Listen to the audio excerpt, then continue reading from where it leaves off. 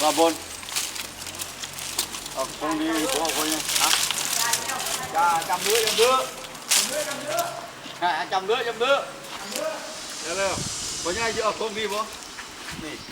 โยนไม่เดือดก็โยนได้ดีอ่ะสิเอาบ่เจ้าดอแหลวมา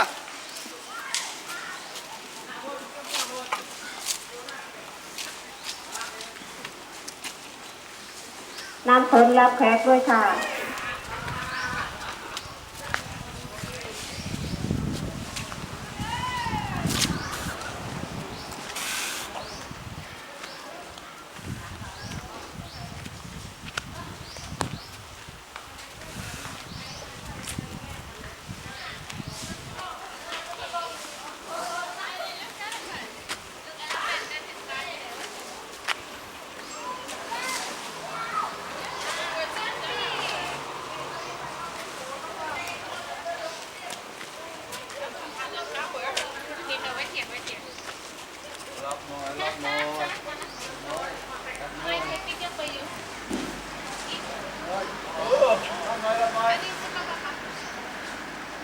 เดี๋ยวบอดี้เจ๊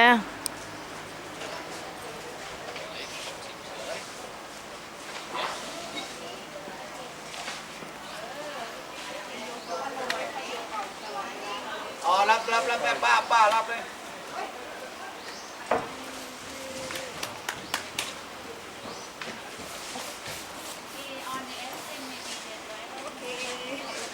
มันเนี่ยติมเปล่าเพราะมาเปล่าฮะติมเปล่า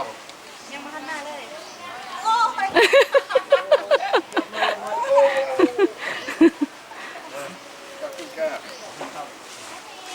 กับลูกแก้ว